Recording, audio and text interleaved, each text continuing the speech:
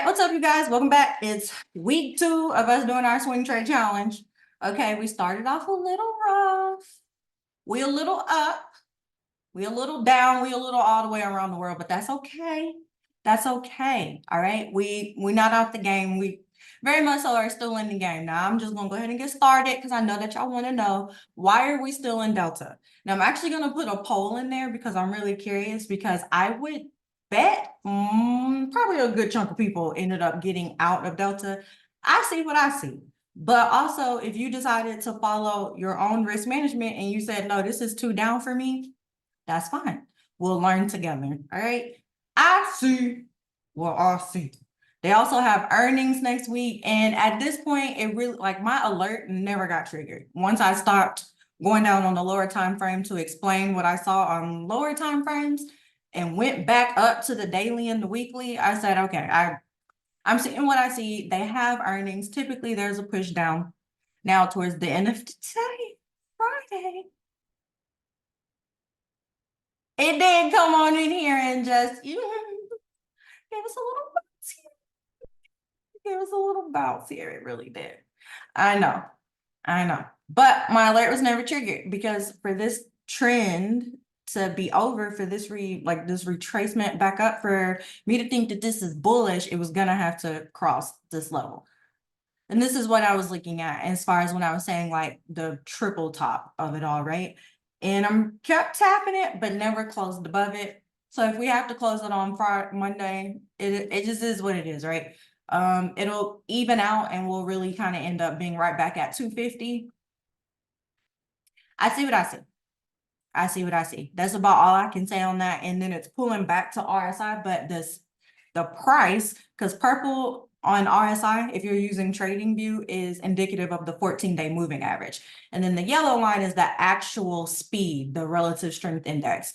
So I always kind of think of these as like when you're driving on the road, right? If you go on a road trip, when you start to drive too high, come on, push up.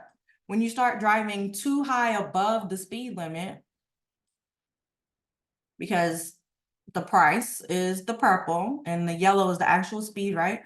So we'll say like the purple is the car. So when the car is driving above the speed limit, when it comes up to a police trap, you slow down. You got to come back down to meet the speed, right? And then the same thing, when you're driving too slow and people are honking behind you, what do?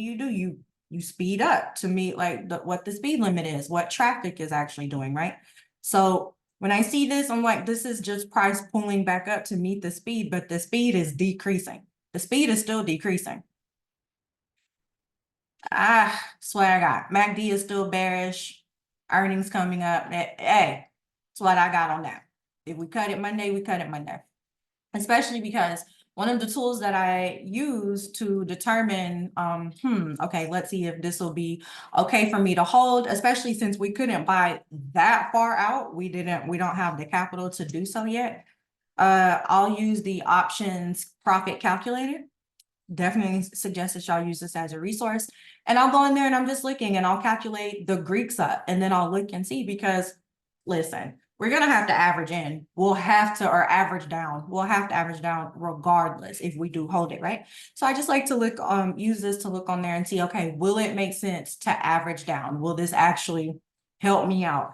And a lot of times when you average down, or when I do, I'll average down just so I can take a smaller loss.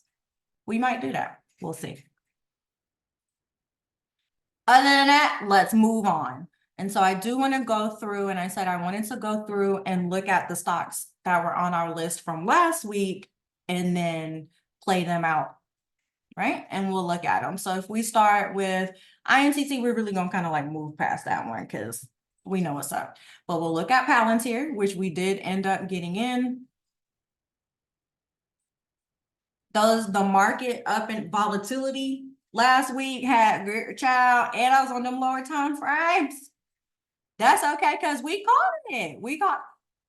I caught it. Okay, it was caught. the drop was caught. That was just, I mean, that was beautiful. Practicing risk management is good, right?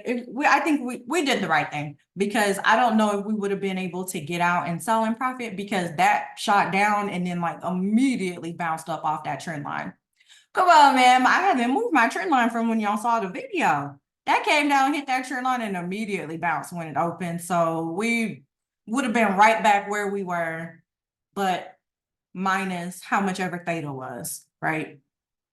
So we ended up having a really good exit on that. But this is one where we can sit and watch, and just very clearly, okay, where the stop loss was. So it's this 1616. If it breaks back above, we want it. If it breaks below to the upside, if it breaks below the trend line, we're gonna get back in. Okay, and then we'll look at CCL. Same thing. We got it. Amen. Now this did not come down to this 20, but the car is speeding back up to meet traffic. So I'm gonna keep my eye on this one. I'm gonna keep my eye on that one. Airbnb. Some of y'all did all right. Some of us, saw that. That's okay. It's doing what we said it was gonna do. Now, I love this view on the weekly. I love that view on the weekly, because it held the 20. It didn't even lose the 20. So I'm not thinking it's gonna come down to the 50. I love this view on the weekly. Amen. That broke and retested the trend line and came on back up.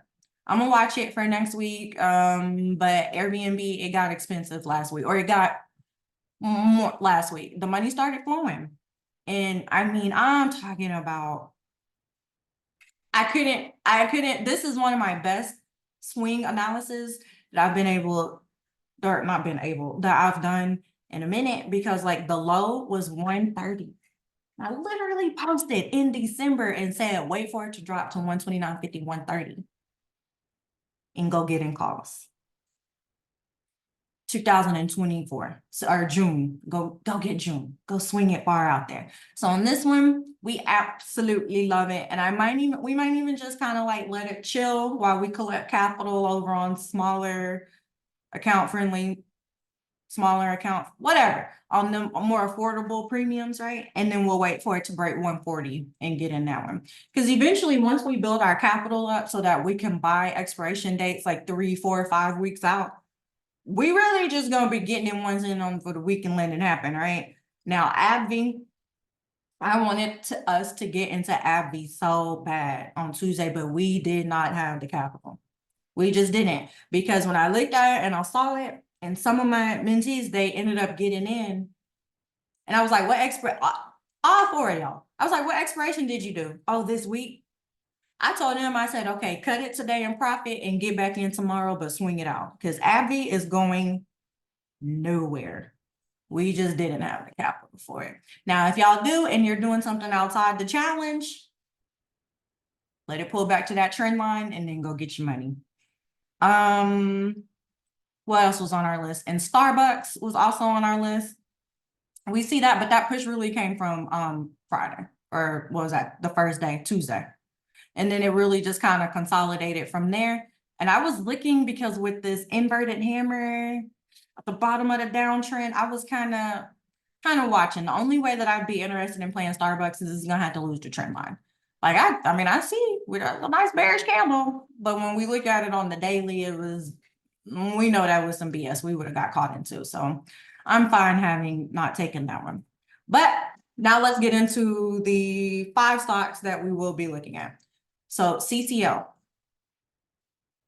I'm actually quite pleased with CCL, okay? I'm quite pleased indeed. So we go back to the daily.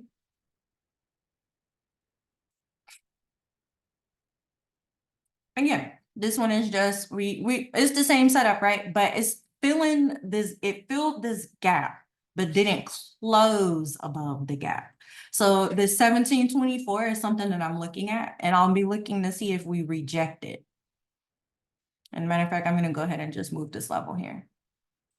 I'm gonna be looking to see if like we reject that. And if I come down to the 1 hour, I know.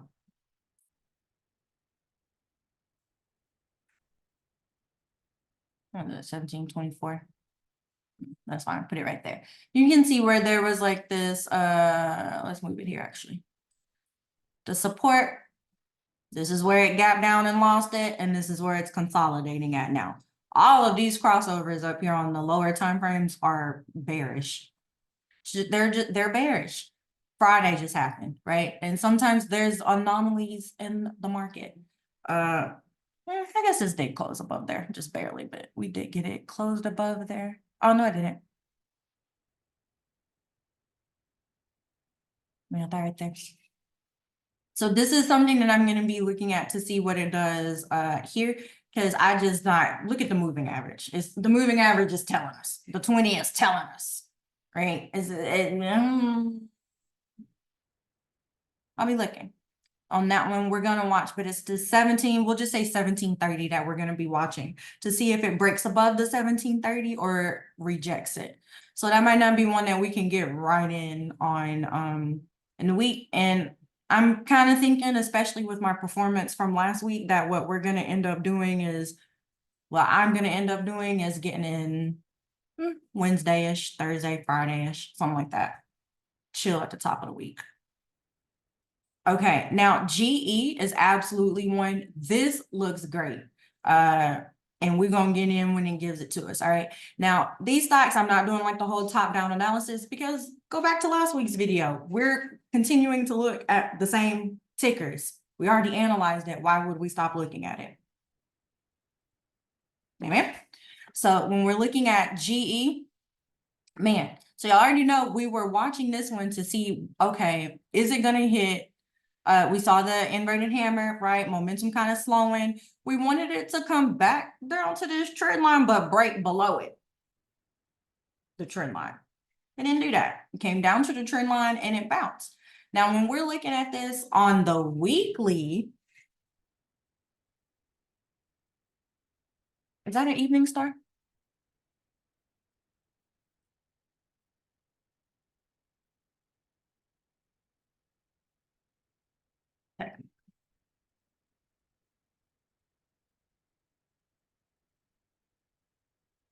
Subjectively, technically, kind of. I don't think that the third candle is supposed to have a wick that low. I'm gonna look at that. But when I look at it on the daily, okay. But again, we do have MACD giving us bearish crossover as well as RSI, and it's just the car pulling back up to meet the speed, right? But it is slowing down, it is decreasing. So it's something that I am watching, but look, I mean, I know, right, what we see on the weekly, but we've seen some bearish candles on the weekly as well, and it kept going, right? Like we can look right here and kept going. So that's a great example, honestly. Look here. So we have this bearish week here, and it closed lower, and it makes you think, okay, yeah, it's about to pull back towards that trend line. But look how that volume was much lower than the bullish volume the weeks prior. And same thing, right? About that same thing, because GE is just doing what they got to do. And again, when I'm looking on the daily, when it holds the 20, it doesn't meet the 50. This is holding that 20. I like that. I mean, hell, this bullish candle not only closed above the first bearish candle, but the one before it too, and closed two gaps. So I'm looking for GE above the 126.51, but if it does fall below 124.38, where this daily 20 MA is, then I would start to look for, I'd start looking like, okay, yeah, we're about to drop below. Because this did create a lower high so far from here to here, right? But time could have just ran out in the week. So that has just an easy setup for us to be able to take right there. And I'm kind of thinking that we might take a couple of day trades so we can build some capital up and have some breathing room. I should have thought about that in the beginning. Yeah, hell no. See, even on the hourly, you got it, the 20 cross below the 50 and the 100. And you see prices just pulling back. Where we to the 50. When I find support in between the 20 and 50, look at the initial trend. Yeah. Yeah. We want that one. Okay, and then Roblox. Roblox, to be honest, I wholeheartedly believe you're just gonna drop. You're just gonna drop, okay? And so I'm gonna go ahead and move my alert below 41.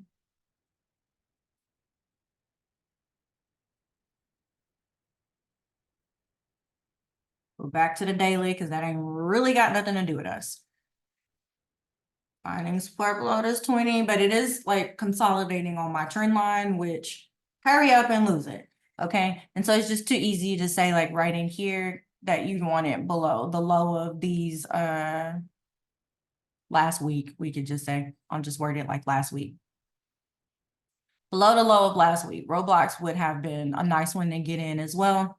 But you make your choices, right? So we'll be looking for below 41, targeting 37.89 first.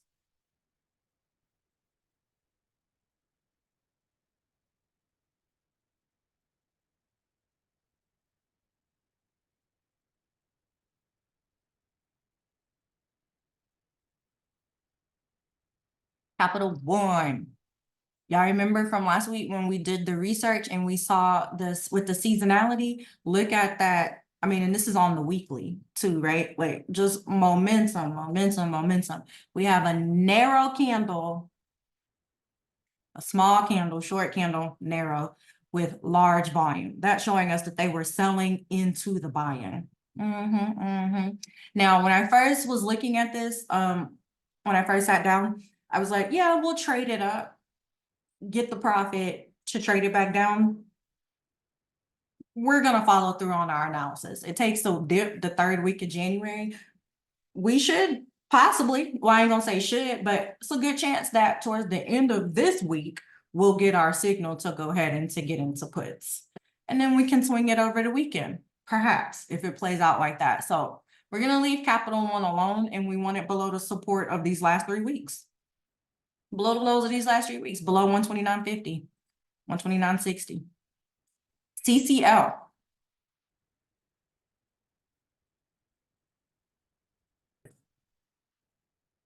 We already went through that one. We know what the game plan is. I would like to see, because I love to see that hammer right there. Let me go ahead and delete that. I love to see that, child. You held the 200 MA, the weekly 200 MA.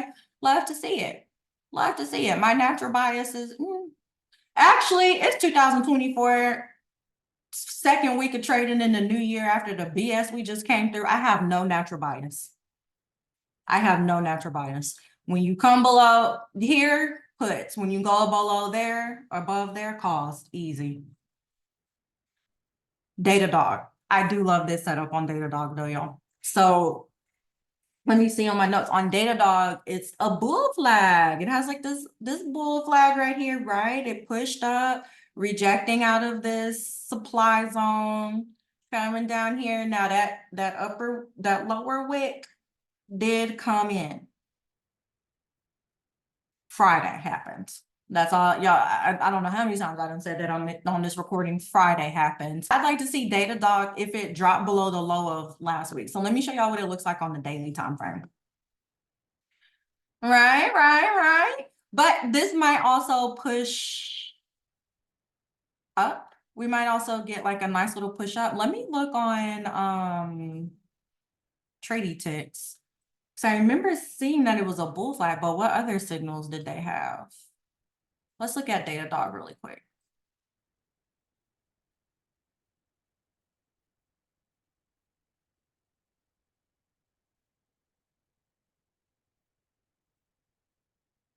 Yeah, it did have bearish divergence. Okay. So, all right. So DataDog on the weekly, I'm loving it. When I looked at Tradie Ticks, one of my favorite resources, it does have some bearish divergence, which makes sense because it is presenting, or it does have like this channel breakout that it did here and pulling back to return to that, right? I like to see it. I like to see it. Especially because all my averages are here. Now we are getting bullish crossovers in here because the 20 crossed above my 100 and 200. So this could just be kind of like returning back down and end up making a lower high or higher low, a higher low, right? Because we do have this trend here. But if this came down and it held here, right, we'd be getting some lower, some higher lows. It'd be a higher low. So that's something that yeah, I'm checking out for in here. But I got my alert set for below 111.10. And this one I would like to sit on it and really be targeting down here towards 102, because DataDog, it has the range to be able to make that in about 1 or 2 weeks. And we can afford to buy a contract that's about 3 or 4 weeks out so we don't get hurt. Because if we would have bought an expiration date for Delta this week, we just would have lost all of it, right? We had a little bit of grace, kind of buying next week, kind of, right? To allow for it to pull back before it hit my stop. So for DataDog, looking at this, because I do expect for it to push back up here to the 20 EMA. And so I'm just gonna sit on hands. It has like a $2 push up there, $2-3 push up there. I'm just gonna sit on hands and watch what it does at the 20 EMA. If it rejects it, look what we have playing out.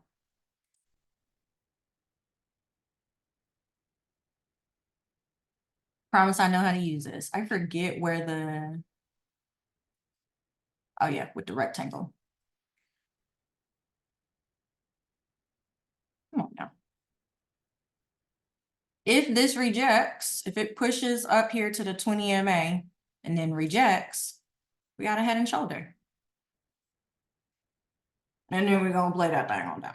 Okay. So I'd like to watch this kind of like make its first move of the week and then get in towards the end of the week or whenever it makes a rejection or pushes below this support.